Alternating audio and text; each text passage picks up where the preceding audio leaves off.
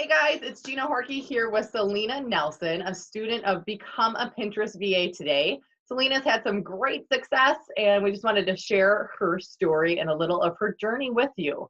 So, tell us a little bit, Selena, about your Pinterest experience prior to enrolling in the course. All right. Well, prior to Pinterest, prior to the VA course, my sister enrolled me in Pinterest so I could look at recipes. And that's really all I knew is when I needed to cook dinner, that's a great place to find something. I had no experience with the business side of Pinterest whatsoever, but I was curious and I heard about it through a great email I got from Gina. I was familiar with her through some of her other courses, and I was really excited that I dived in. It's been great. Awesome. So, you didn't have a lot of Pinterest skills going into it on the business side of things. I know that you had also ended up enrolling in Pinterest Presence. Tell us about your decision to do that. And if somebody else was in your situation, what would you suggest that they do? Absolutely.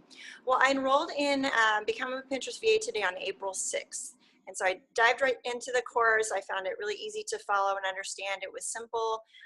But as soon as I started to try to implement it, I followed the course recommendations of using myself as the first client.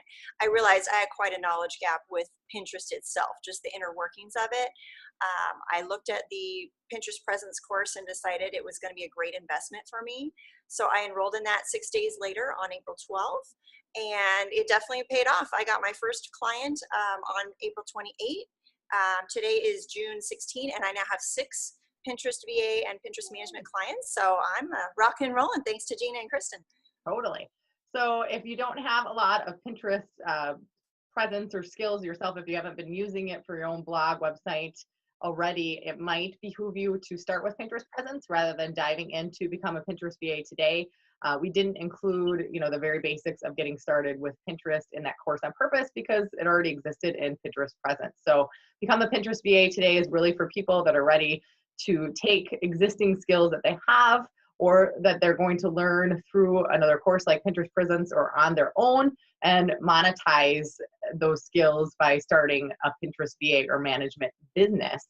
And as Selena said, she was able to earn income within 30 days. So how long, you paid a couple $100s for Pinterest Presence, under $100 for Become a Pinterest VA today.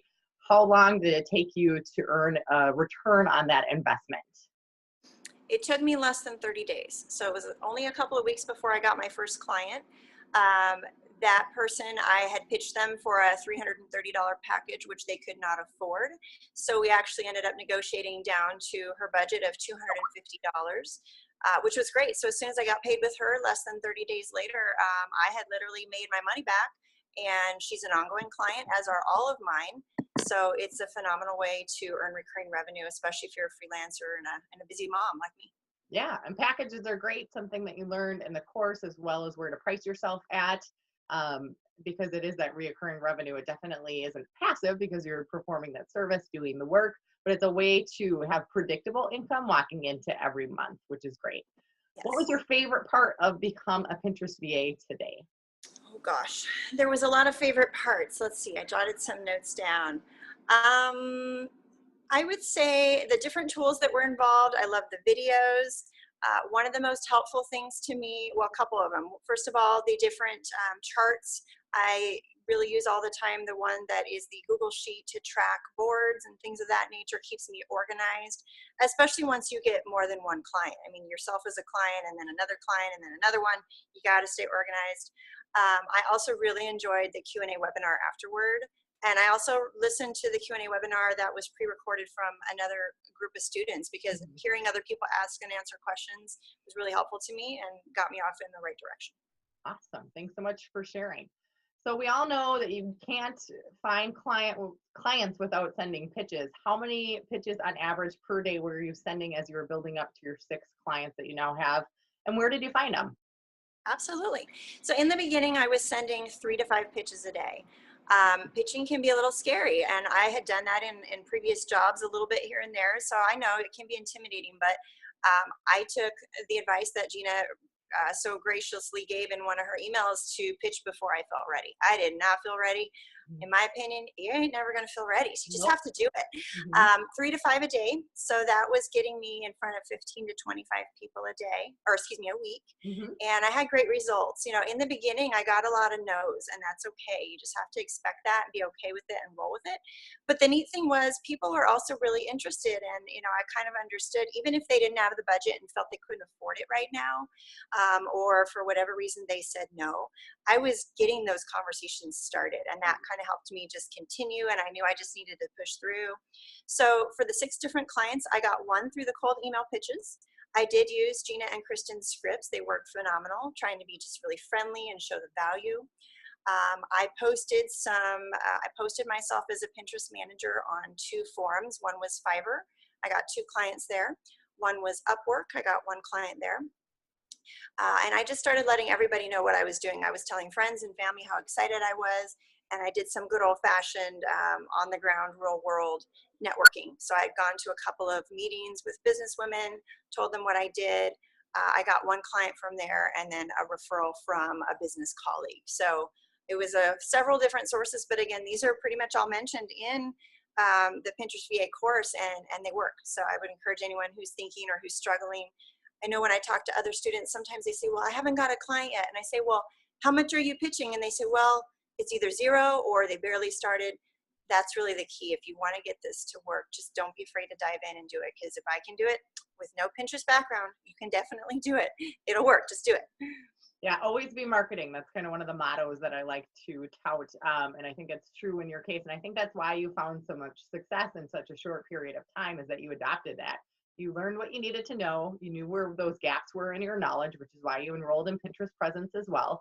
You're confident that you were going to be able to get results, and you did so by taking action consistently and putting yourself out there. And you're just a lovely person. So obviously, it makes sense that you've had all of that success as well. Thank you for taking the few minutes to share your story and encourage others. Do you have any parting words for people that are on the fence of enrolling and become a Pinterest VA today, Selena? Sure. 3 things I would love to share that can be helpful if you're considering becoming a new student.